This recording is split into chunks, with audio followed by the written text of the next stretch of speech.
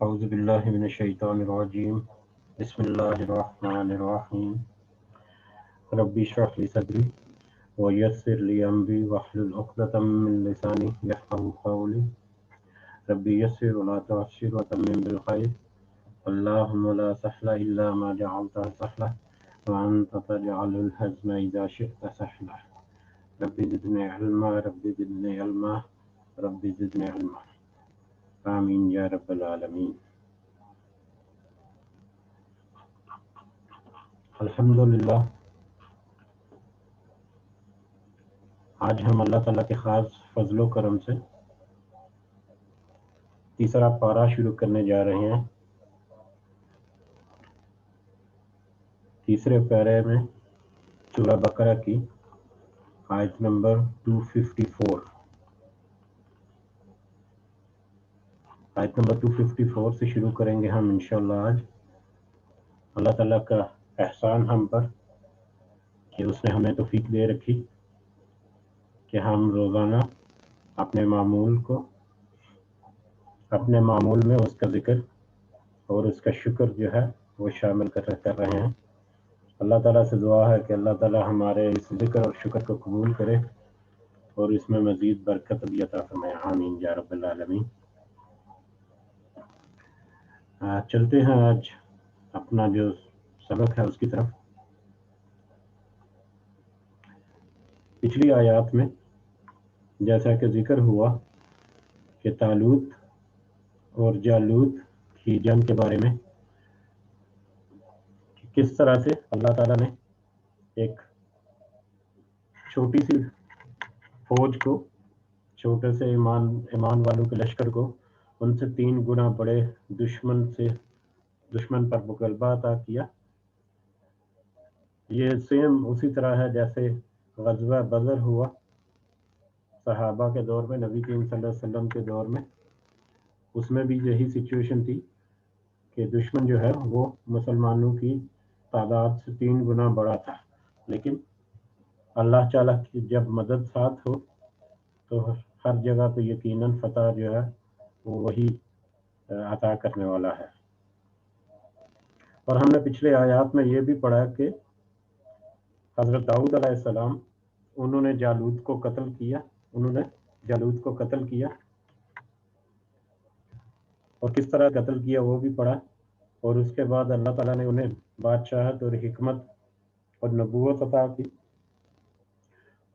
اور بعد میں جو طالوت جو ان کا سردار تھا، سپہ سالار کا، جو بادشاہ مقرر کیا اللہ تعالیٰ کی طرف سے، اس نے اپنی بیٹی کی شادی جو ہے وہ حضرت داؤد علیہ السلام سے کی، اور بعد میں حضرت سلیمان علیہ السلام، داؤد علیہ السلام کے بیٹے سلیمان، ان کو پھر بادشاہ ٹرانسفر ہوئی، اور اس طرح سے یہ سلسلہ تقریباً 100 سال تک مسلمانوں کا، یا اس وقت جو بنی اسرائیل تھا ان کا عروج رہا۔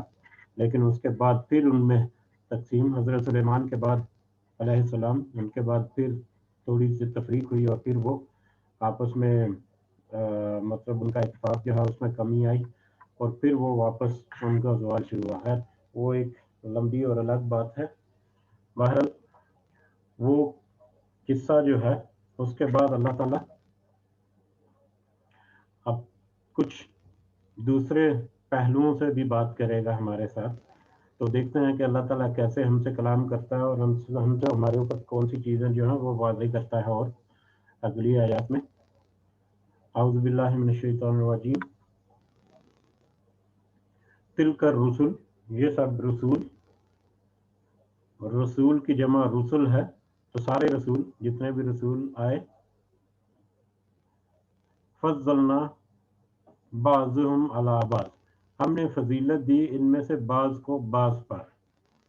جتنے بھی رسول پہلے گزر چکے، اللہ تعالیٰ کہہ رہے ہیں کہ ان میں سے بعض رسولوں کو بعض پر فضیلت دی ہم نے۔ اب یہ فضیلت ہمیں پتہ ہے کہ مختلف جو رسول، مختلف انبیاء جو ہیں ان کو مختلف طرح کے معجزے، جیسے حضرت سلیمان علیہ السلام کا ذکر ہوا کہ ان کی حکومت اور بادشاہت، اور ان کو ہوائیں اور پرندے اور جانور جتنے تھے وہ سب ان کے تابع تھے، اور ان کو ان کو ساری بولیاں بھی آتی تھیں، زبانیں آتی تھیں، اور بہت سارے معجزات اللہ تعالیٰ نے ان کو عطا کیے۔ اسی طرح حضرت موسیٰ کے کچھ معجزات ہیں، حضرت عیسیٰ کے معجزات ہیں۔ تو بہت سارے نبیوں کو، مختلف نبیوں کو مختلف اوقات میں مختلف طرح کے معجزات اور مختلف طرح کی فضیلتیں عطا کی، لیکن یہ فضیلتیں ہمارے لیے ان کے درجے قائم کرنے کے لیے نہیں ہیں۔ یعنی ہم یہ نہیں کہہ سکتے کہ یہ نبی کم ہے یا یہ نبی زیادہ ہے، یہ رسول جو ہے اس رسول کو کم فضیلت ملی یا اس رسول کو زیادہ فضیلت ملی، کیونکہ اللہ تعالیٰ نے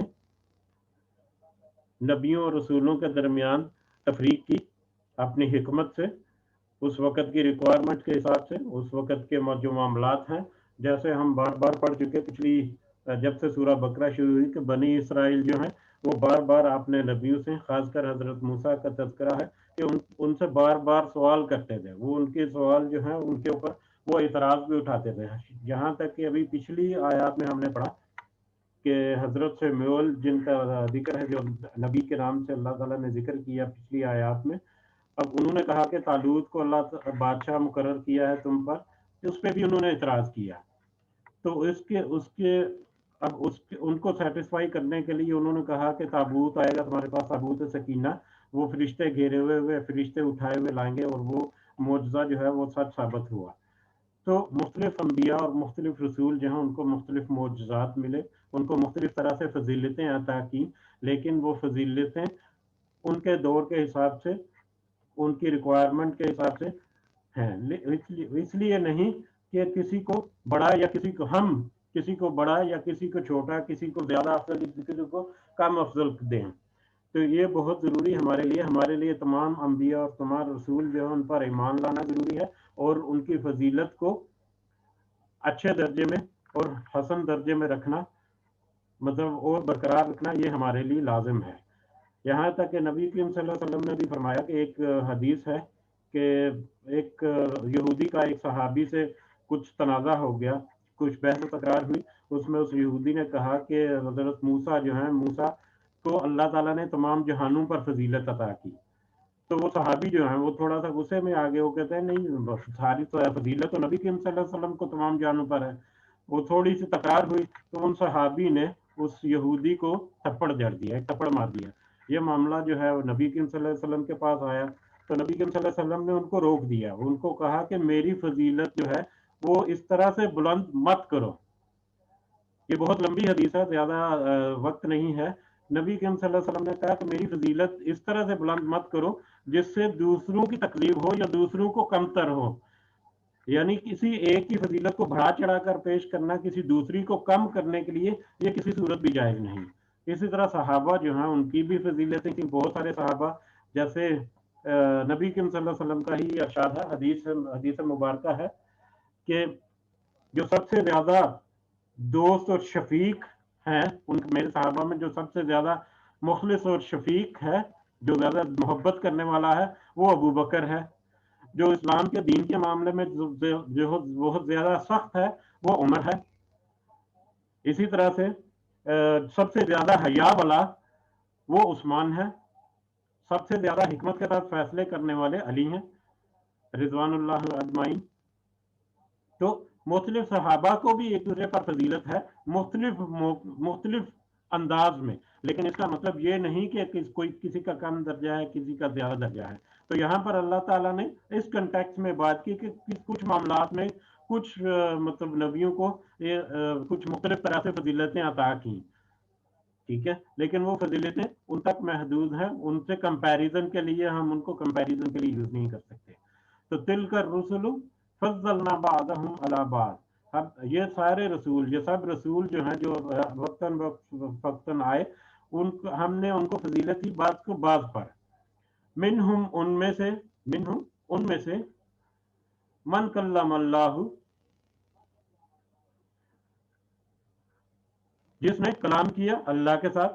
اب ان رسولوں کا ہی ذکر ہوا، جیسا کہ میں نے تھوڑی سی بات کی کہ کچھ جو ہیں انہوں نے اللہ کے ساتھ کلام کیا، جیسے ہمیں پتا ہے کہ حضرت موسیٰ جو ہے انہوں نے اللہ کے ساتھ کلام کیا تھا۔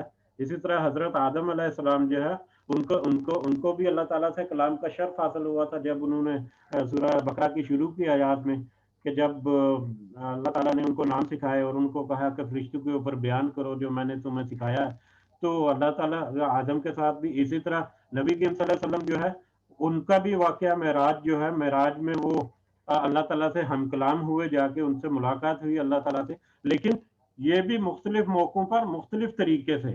اب موسیٰ علیہ السلام کی جو اللہ تعالیٰ سے بات چیت یا کلام ہوتا تھا وہ ایک پردے کی اوٹ میں ہوتا تھا، نبی کریم صلی اللہ علیہ وسلم کو وہ اس دنیا میں، موسیٰ علیہ السلام کو اس دنیا میں اللہ تعالیٰ کے ساتھ کلام کرنے کا شرف حاصل ہوا، جو ایک واحد رسول ہے، اس کے علاوہ کسی رسول کو دنیا میں رہتے ہوئے، زمین پر رہتے ہوئے اللہ تعالیٰ سے کلام ہم کلام ہونے کا شرف نہیں ملا، لیکن نبی کریم صلی اللہ علیہ وسلم اللہ کے حضور پیش ہوئے معراج میں، تو ان کا درجہ جو ہے وہ الگ طریقے سے ایک بڑا ہے، ایک مختلف ہے، ٹھیک ہے۔ تو من کلم اللہ کہ کچھ ایسے ہیں، کچھ ایسا ہے، کوئی ایسا ہے جسے اللہ نے کلام کیا، جو اللہ سے ہم کلام ہوا، ورفع بعضهم درجات، اور ان میں سے بعض کے درجات کو اور طریقے سے بلند کیا، اور بعض کے درجات کو مختلف طریقے سے کچھ اور طریقے سے بلند کیا۔ وآتینا، اور ہم نے دی عیسیٰ ابن مریم، عیسیٰ ابن مریم کو بینات، نشانیاں، کھلی نشانیاں۔ اب حضرت عیسیٰ علیہ السلام جو ہے ان کو بھی اللہ تعالیٰ نے کھلی نشانیاں، یعنی ان کو بھی معجزات عطا کی ہے جو دوسرے نبیوں کے نہیں تھے۔ اب معجزات کے حساب سے اگر دیکھا جائے تو زندوں کو مردہ کرنا اور مردوں کو زندہ کرنا یہ اللہ کے علاوہ کسی کی بھی صفت نہیں، لیکن اللہ تعالیٰ نے یہ معجزہ حضرت عیسیٰ علیہ السلام کو دیا، ان کے ہی حکم سے وہ مردوں کو زندہ بھی ہو جاتے تھے اللہ کے حکم سے، اور وہ پرندے کا کوئی پتلا سا بنا کر اس میں پھونک مارتے تھے تو وہ اڑتا ہوا زندہ جاگتا پرندہ بن جاتا تھا۔ تو اللہ تعالیٰ نے ان کو اتنا بڑا معجزہ دیا، ٹھیک ہے۔ اس کے علاوہ وہ برس یا کوڑ کے مریض جو ہیں ان کی شفا کے لیے شفا ہو جاتی تھی، اور اس کے علاوہ نبینے جو تھے افراد ان کی بینائی واپس آ جاتی تھی، اور اللہ تعالیٰ نے ان کو معجزات عطا کیے، ان معجزات کی وجہ سے ان کو ایک مختلف طریقے سے ان کی فضیلت بیان ہوتی ہے۔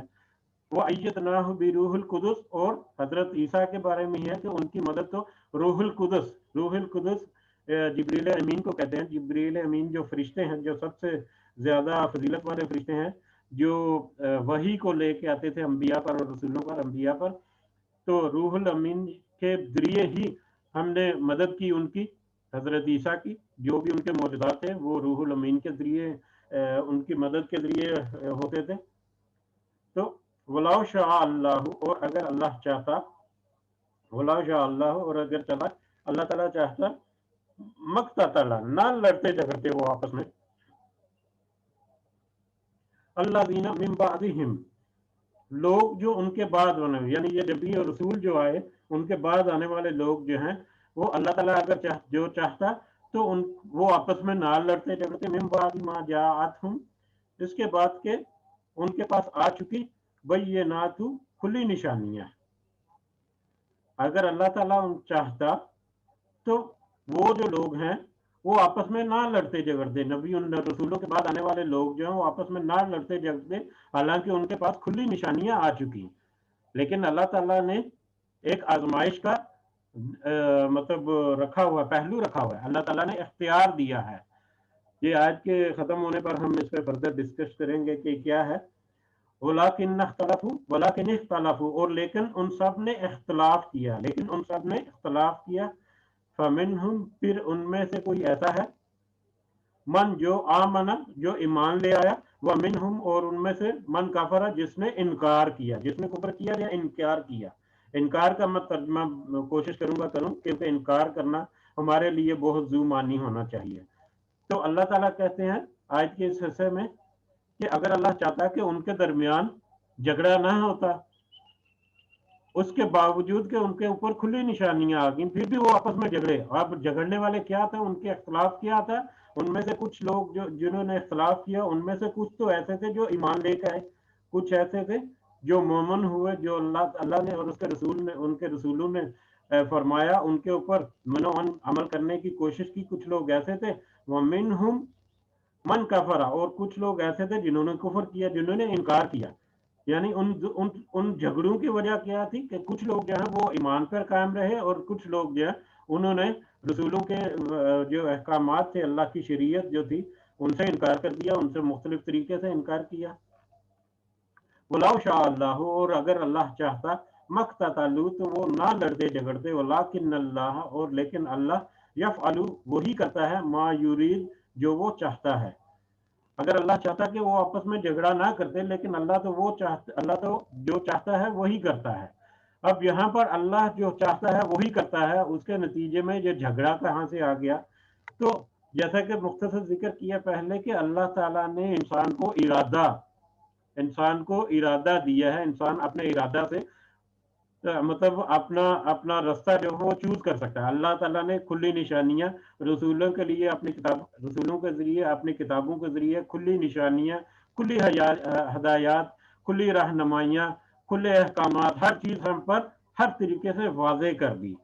उस वादे कर देने के बाद हमें अल्लाह ताला ने इख्तियार दे दिया कि अब ये चीज तुम्हारे सामने है, ये सच है, ये झूठ है, ये हदायत है, ये गुमराही है, जो रास्ता चूज करोगे।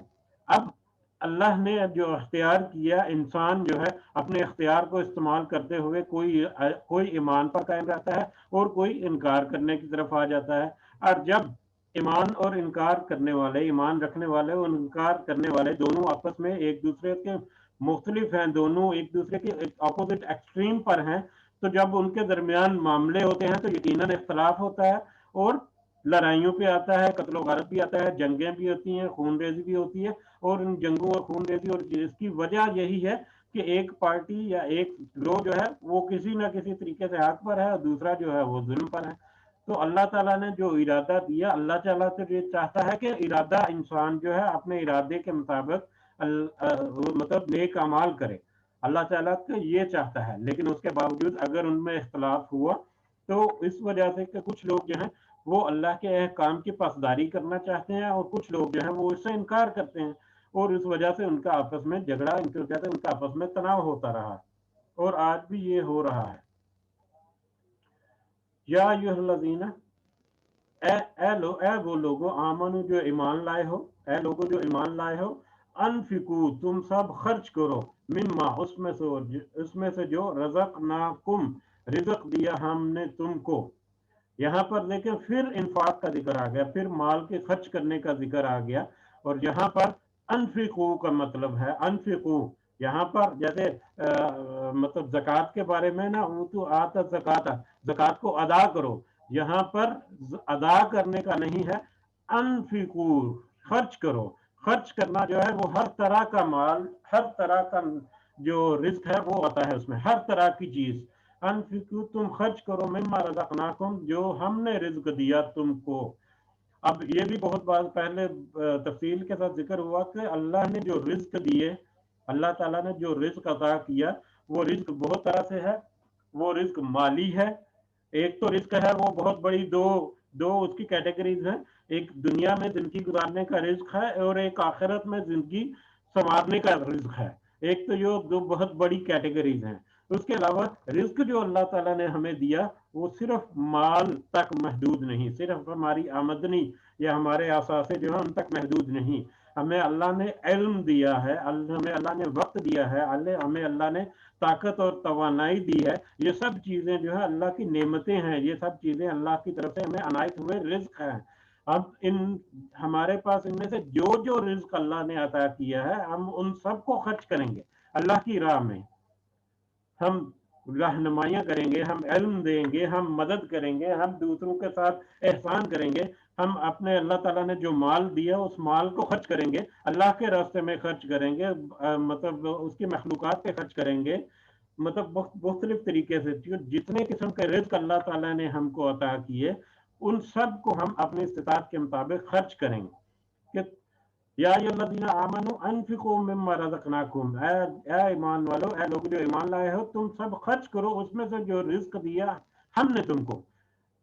अब उसके बाद बहुत ही आंखें खोलने वाली आयत का हिस्सा है, वो मिन कबली अन यातिया यौमुन ला बैउन फीही वला खिल्लतुम वला शफाअह।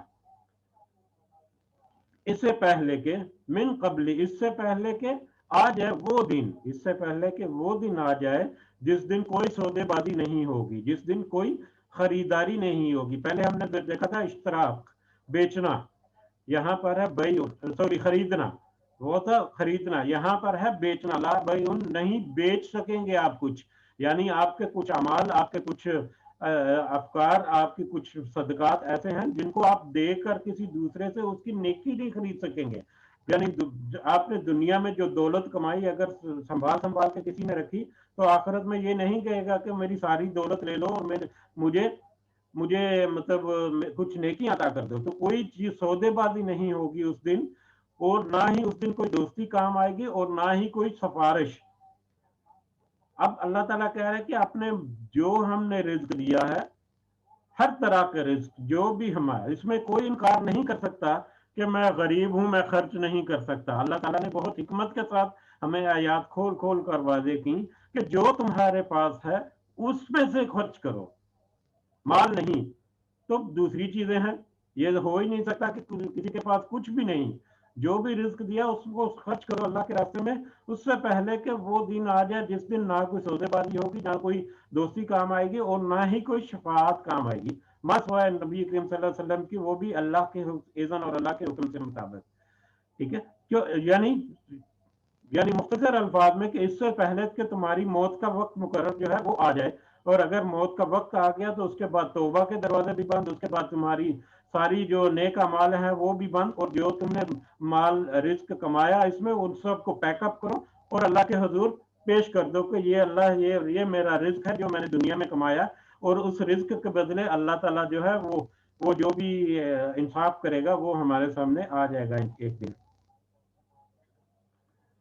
والکافرون هم الظالمون، اور سب کفر کرنے والے ہی در حقیقت ظالم ہے. والکافرون هم الظالمون، اور سب کفر کرنے والے. اب یہاں پر بھی کفر کرنے والے سے میں کہہ رہا ہوں انکار کرنے والے، اور سب انکار کرنے والے ہی سب سے بڑے ظالم ہیں. اب جو انکار کرتا ہے حقیقت میں وہی ظالم ہے، وہ اپنے اوپر ہی ظلم کرتا ہے، کیونکہ اس کے انکار کے بدلے اگر وہ کوئی مصیبتیں جھیلے گا قیامت کے دن تو اس کی ذمہ داری کسی دوسرے پر نہیں ہوگی، اس کے اپنے اوپر ہی ہوگی. تو انکار کرنے والے ہی حقیقت میں ظالم ہیں. اب اس کے بعد آیت اللہ لا الہ الا هو الحی القیوم. یہ آیت جو ہے یہ آیت الکرسی ہے. یہ اللہ تعالیٰ کی طرف سے ایک بہت ہی وسیع اور جامع الفاظ، اور اس کی میرا خیال ہے تعریف یا اس کی انٹروڈکشن آپ کے لیے مطلب میرا خیال ہے کہ اتنی زیادہ اہم نہیں، کیونکہ مجھے امید ہے کہ ہم سب کو پتا ہے کہ یہ آیت الکرسی اس کا کیا مفہوم ہے اور اس کے کیا فضیلت ہے. بہرحال مختصر الفاظ میں اگر میں کوشش کروں تو کہ نبی کریم صلی اللہ علیہ وسلم نے فرمایا کہ یہ آیت جو ہے یہ قرآن مجید کی سب سے زیادہ فضیلت والی آیت ہے. ایک اور حدیث میں نبی کریم صلی اللہ علیہ وسلم فرماتے ہیں کہ تمام صورتوں کی جو سردار ہے وہ سورہ بقرہ ہے. سورہ بقرہ جو ہے وہ تمام صورتوں کی سردار ہے. صورتوں میں سب سے زیادہ افضل جو ہے وہ سورہ بقرہ ہے، اور سورہ بقرہ میں یہ آیت جو ہے یہ آیتوں میں سب سے زیادہ افضل ہے، آیتوں میں سب سے زیادہ اونچی ہے. یعنی اس کو آیتوں کی سردار، اس آیت کو تمام آیتوں کی سردار بھی کہا جاتا ہے، اس آیتوں کو تمام آیتوں کی سردار بھی کہا جاتا ہے. اور اس آیت الکرسی جو ہے اس کو کرسی کا نام اس لیے دیا گیا کہ اس میں اللہ تعالیٰ نے اپنی کرسی کا ذکر کیا. اب اس کرسی کا کیا ذکر ہے وہ ہم دیکھیں گے جب اس لیول پر پہنچیں گے. بہرحال اس کی ہماری زندگی میں بہت ساری فضیلتیں ہیں، ان میں سے دو تین جو بڑی بڑی فضیلتیں ہیں وہ یہ ہیں کہ ایک تو اس کو صبح اور شام کی دعاؤں میں شامل رکھیں، کیونکہ نبی صلی اللہ علیہ وسلم کی حدیث کے مطابق جو شخص صبح نماز فجر کے بعد آیت الکرسی پڑھ لیتا ہے، یہ آیت جو ہے وہ پڑھ لیتا ہے، تو وہ شام تک، مغرب تک وہ شیطانوں سے اور جنوں سے اور ان کے شر سے محفوظ رہے گا.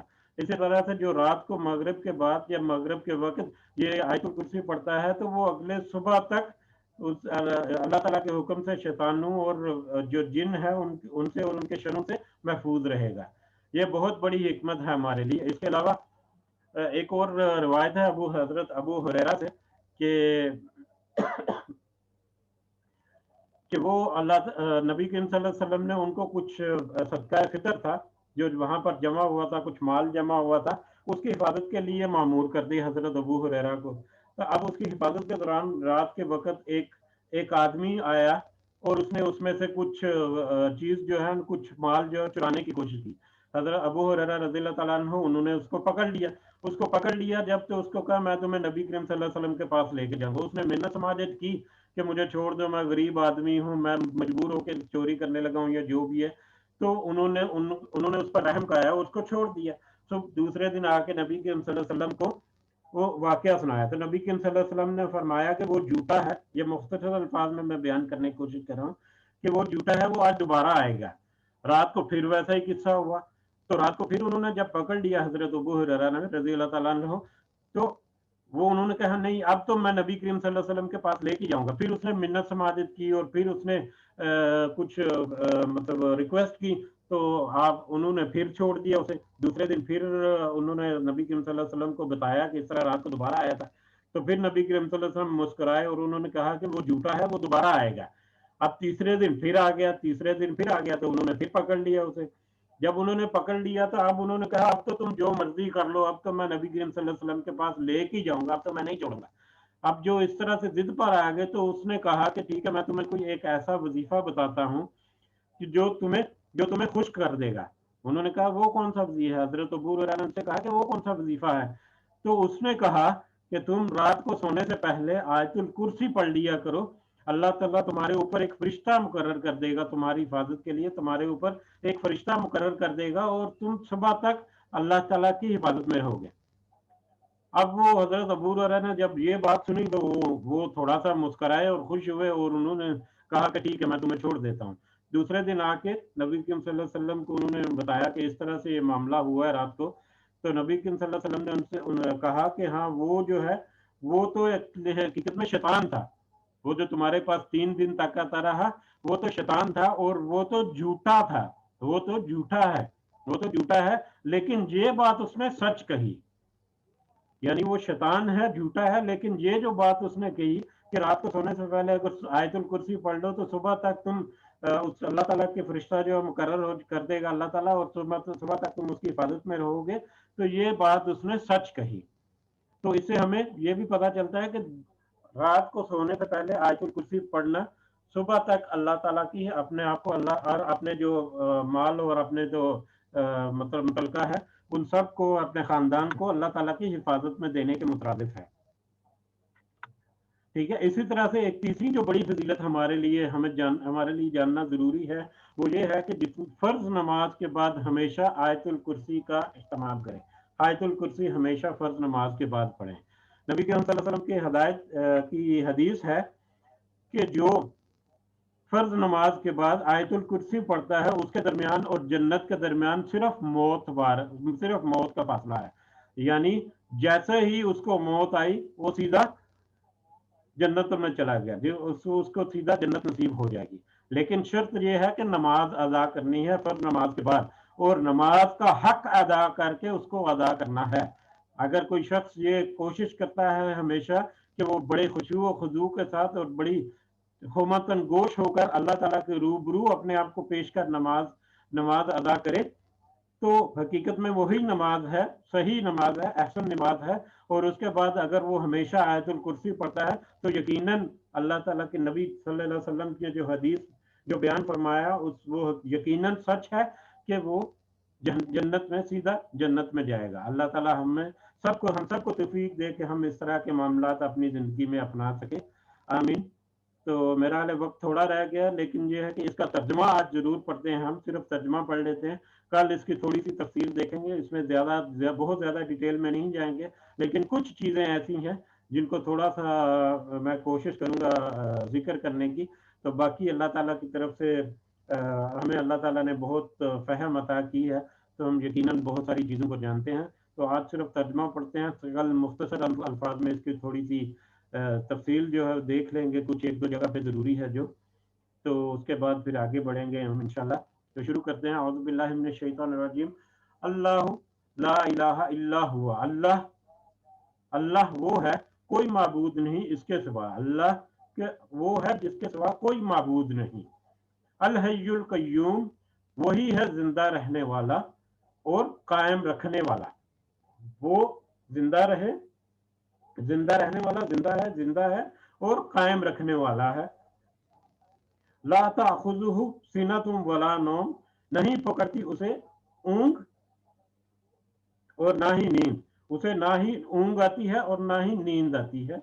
लहू मा फिस समावाति व मा फिल अर्द, उसी के लिए है जो कुछ है आसमानों में और जमीन में, उसी के लिए है जो कुछ आसमानों और जमीन में है, पूरी कायनात में जो कुछ है वो उसी के लिए ही है।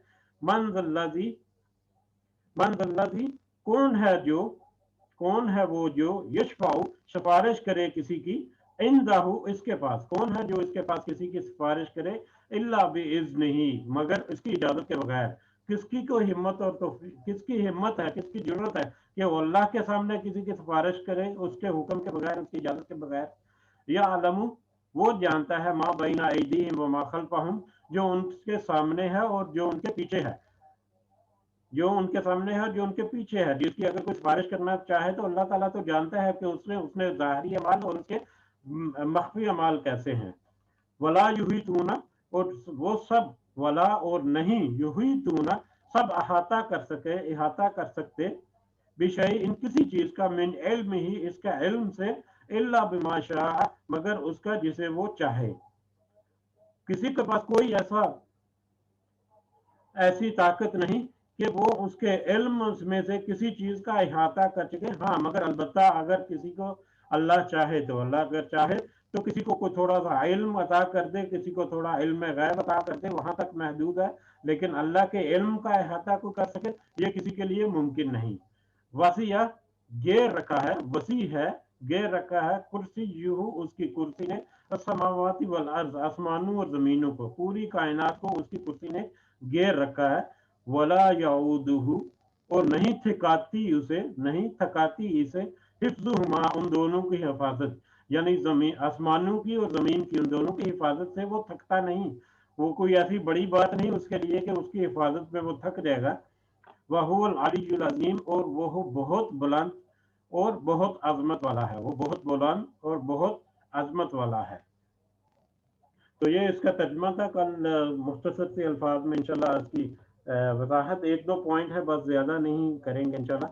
तो अल्लाह ताला हमें तौफीक दे कि हमने जो पढ़ा सुना समझा उस पर अमल भी कर सकें, और अल्लाह ताला हमारे जो जितना भी हमारी कोशिश है, अल्लाह ताला हमें उस कोशिश को कबूल करे और उसमें और ज़्यादा बरकत और अपनी खास रहनुमाई और फजल करम अता फरमाए।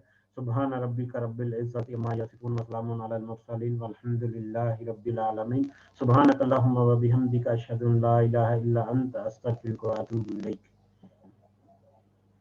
ये अगर किसी को कुछ कहना सुनना है, ऐड करना है तो।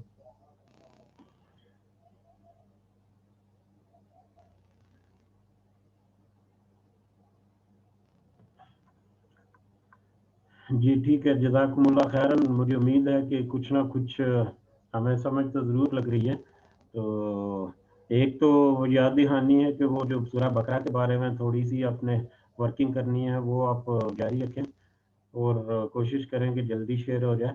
और ये सुमामा और उसामा माशाल्लाह आ जाए हैं। अगर आपको तफसील चाहिए तो आप मुझसे कांटेक्ट करें, मैं आपको बता भी दूंगा कि सूरह बकरा की एक असाइनमेंट है वो कैसी है, वो क्या है। और उसके अलावा कल मैंने ग्रुप में जो शेयर की है असाइनमेंट हदीस की, तो वो भी देखें जहाँ तक मुमकिन है, उसको ज़रूर अटेम्प्ट करने की कोशिश करें। 3 मुझे रिस्पांस मिले हैं अब तक। तो अल्हम्दुलिल्लाह वो मैंने कोशिश की है कि बड़ा आसान सा रहे, और अल्लाह ताला हमें फ़हम और तौफीक अता फरमाए। तो इजाज़त चाहते हैं, कल इंशाल्लाह हाज़िर होंगे। हम सबको दुआ में याद रखें, अल्लाह ताला हम सबको अपनी हिफाजत में रखे और हमारी जितनी परेशानियां हैं उनको दूर करे। और अल्लाह ताला हमारी जितनी मुसीबतें हैं या जितने हमारे ऊपर आजमाइशें, अल्लाह ताला उनको दूर करके अल्लाह ताला हमें उसके बदले में जो बेहतरीन है वो अता करे। और ख़ासकर ये जो वबा आजकल फैली हुई है, अल्लाह ताला हमें उससे महफूज रखे और इस वबा को इस दुनिया से उठा ले और हम सबको अपने खास हिफ्ज़ व अमान में रखें। अस्सलामु अलैकुम व रहमतुल्लाहि व बरकातुहू।